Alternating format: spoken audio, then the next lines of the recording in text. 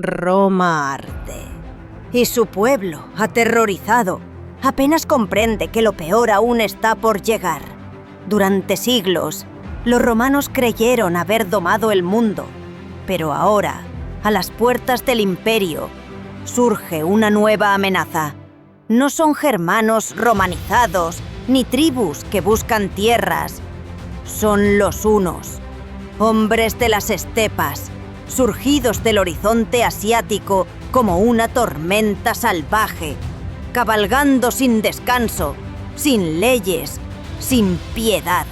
Y entre ellos, un nombre hará temblar a emperadores, sacerdotes y ciudades enteras. Atila, el azote de Dios, el hombre del que se decía que donde pisa su caballo no vuelve a crecer la hierba.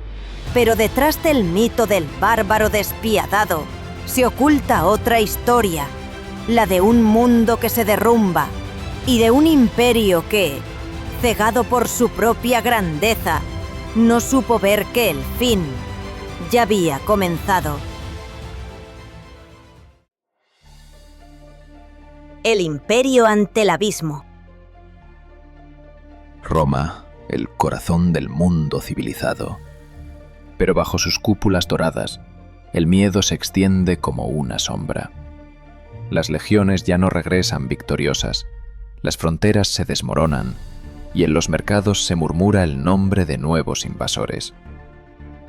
Durante siglos, los germanos habían aprendido a convivir con Roma. Muchos servían en su ejército, comerciaban en sus ciudades, incluso adoptaban su lengua y sus costumbres. Pero los que ahora avanzan no conocen ni la ley, ni el César ni la cruz. Llegan desde las estepas de Asia, un pueblo salvaje, endurecido por el frío y la guerra, los hunos.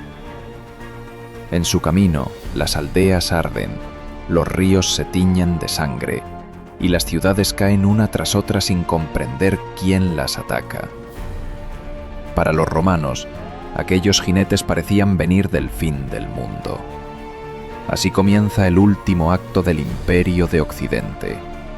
Un mundo agotado por su propia grandeza, que mira con horror cómo su destino se acerca a caballo, desde las nieblas del oriente.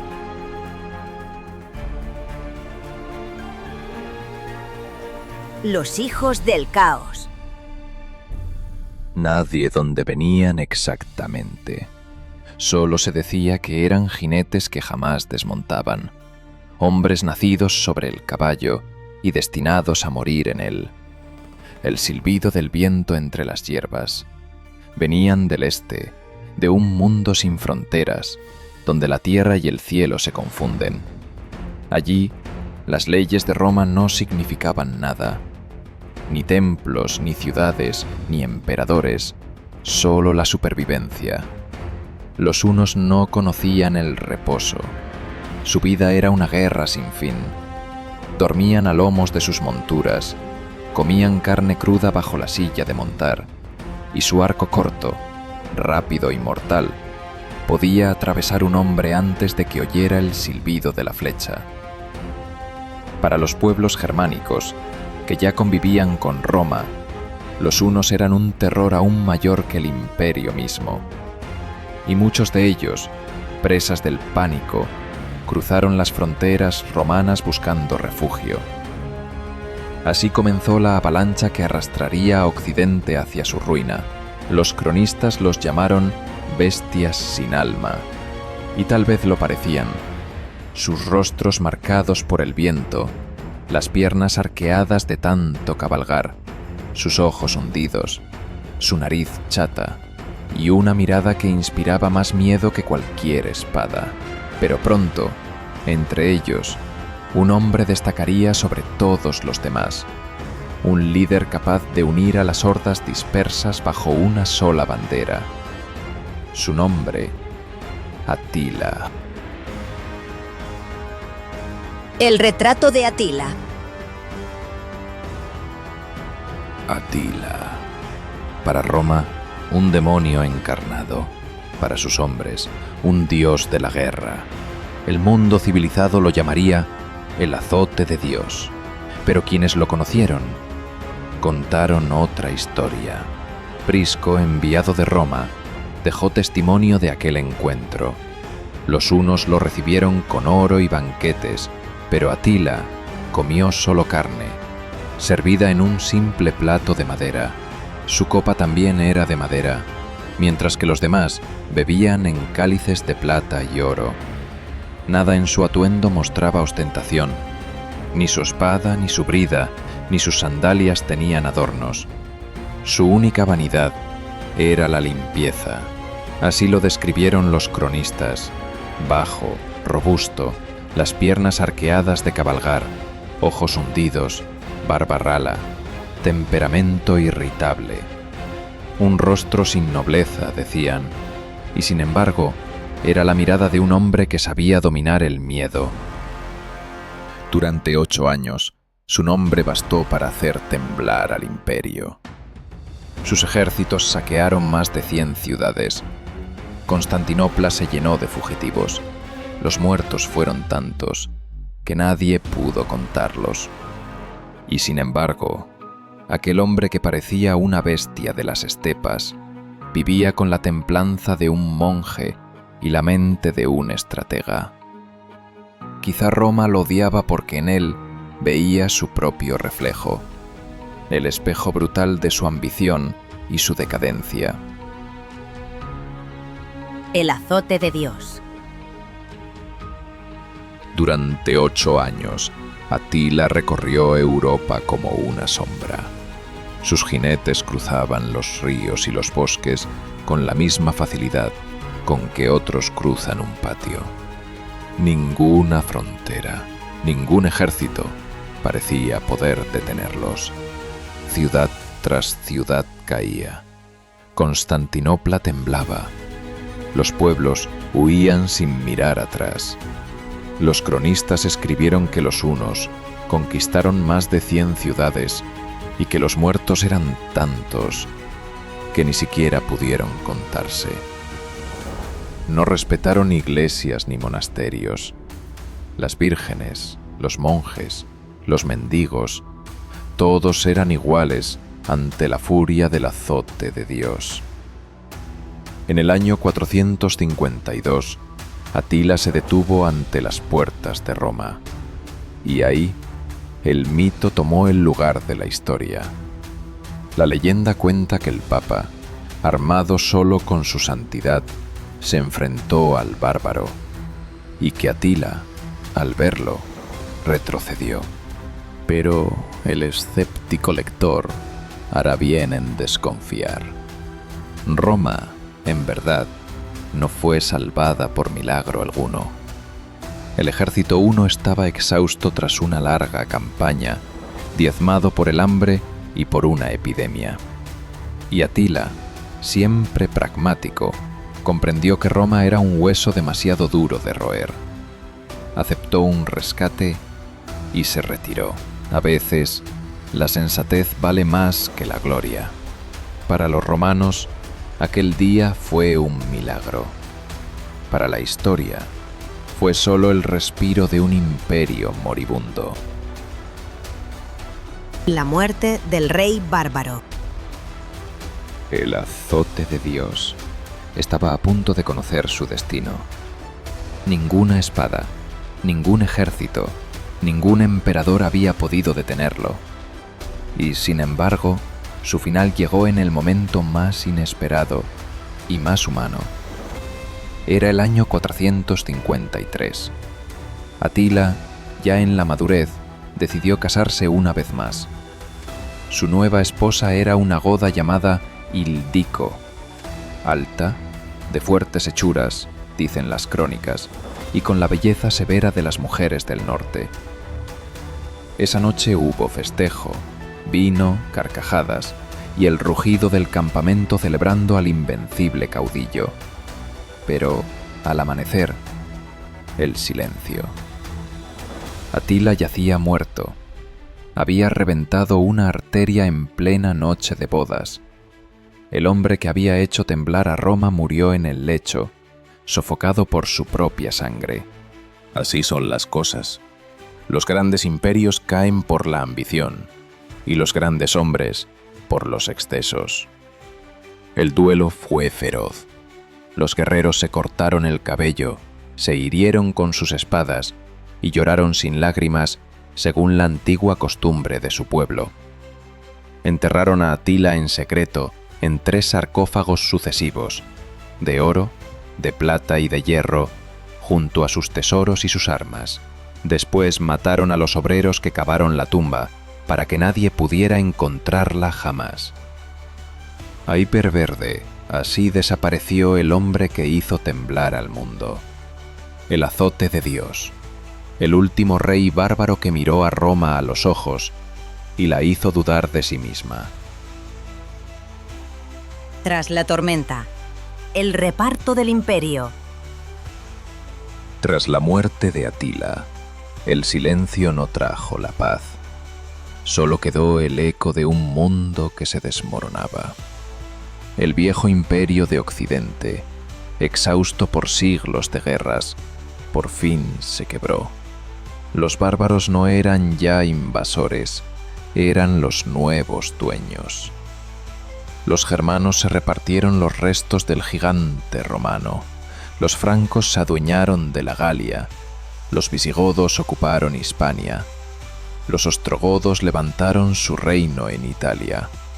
Los vándalos conquistaron el norte de África, instalándose en la antigua Cartago, desde donde convirtieron el Mediterráneo en su propio campo de caza. De ellos nos quedó una palabra: vándalo, la marca eterna de la brutalidad y la destrucción. Pero no fue solo la fuerza la que acabó con Roma. Fue el cansancio, la codicia desordenada, las epidemias, las guerras civiles y la pérdida de todo aquello que alguna vez la hizo grande. El imperio se había devorado a sí mismo, y los bárbaros solo vinieron a recoger los restos. Así nació una nueva era. El mundo de los Césares había terminado. El mundo de los reyes bárbaros acababa de comenzar. El ocaso de Occidente. El imperio romano de Occidente ya no era más que una sombra de sí mismo. Su ejército, formado por mercenarios extranjeros, obedecía a quien pagara mejor. Sus emperadores, títeres sin poder, reinaban sobre ruinas. En el año 476, el destino se cumplió. Un jefe érulo, llamado Odoacro, marchó sobre Roma y depuso al último emperador, un joven de apenas 16 años, llamado Rómulo Augustulo. El nombre del muchacho parecía una burla del destino. Rómulo, como el fundador de la ciudad, y Augustulo, diminutivo del primer emperador. El principio y el fin, roses en un solo nombre. Odoacro no quiso proclamarse emperador. Envió las insignias imperiales a Constantinopla, como quien devuelve algo que ya no tiene sentido. Así terminó Roma, no con un estruendo, sino con un gesto de cansancio. El título de emperador, alguna vez símbolo del mundo, se había vuelto una carga que nadie deseaba. El sol del imperio se apagó en silencio, dejando atrás siglos de esplendor, de conquistas, de sangre y de mármol. Roma había muerto, pero su sombra seguiría proyectándose sobre el mundo durante 1000 años más. El otro imperio, Bizancio. Mientras Occidente caía en la oscuridad, en Oriente una nueva Roma seguía en pie, más rica, más astuta, protegida por su geografía y por su oro. Constantinopla emergía como el nuevo corazón del imperio. Los bizantinos se sabían herederos del mundo romano. De los césares tomaron el derecho, la administración y el arte de gobernar. De los griegos, su lengua y su cultura. De Oriente, su comercio y su sabiduría. En Constantinopla convivían los ecos de 3 mundos: Roma, Grecia y Asia. Una ciudad entre 2 continentes, entre 2 eras, entre Dios y el poder. El emperador bizantino no era un simple monarca, era la imagen de Dios en la tierra. Un soberano divinizado, aunque cristiano, que unía en su persona al trono y al altar. Iglesia y Estado eran una sola cosa. El emperador elegía a su sucesor, llamado César, y el patriarca bendecía su poder. La ortodoxia era más que fe. Era el alma misma de Bizancio. El imperio de Oriente mantuvo viva la llama del conocimiento. Sus rutas conectaban Egipto, Siria, Persia e incluso el lejano Oriente, donde la seda viajaba tan lejos como las ideas. Durante 1000 años resistieron guerras, asedios y traiciones. 1000 años custodiando el legado de Roma, mientras el resto de Europa aprendía de nuevo a escribir su historia. Pero ningún imperio es eterno. En 1453, otro pueblo bárbaro, los turcos, puso fin al sueño bizantino. Así cayó la última Roma.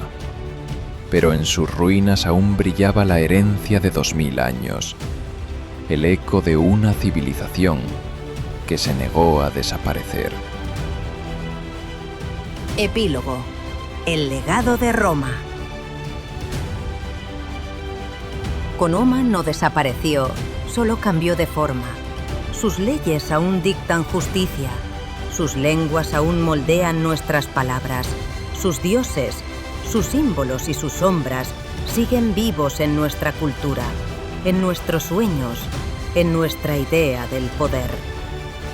Cada vez que un imperio cae, Roma vuelve a renacer, porque Roma no fue solo una ciudad, fue una forma de pensar el mundo, de dominarlo y también de perderlo. Quizás el verdadero legado de Roma no esté en sus conquistas, sino en la eterna pregunta que nos deja: ¿quién merece gobernar y a qué precio? Y esta historia te hizo pensar. Si sentiste el peso del tiempo y el eco de Roma, apóyanos con un me gusta y suscríbete a Horizonte de la Historia, porque el pasado no está muerto, solo espera a que lo recordemos.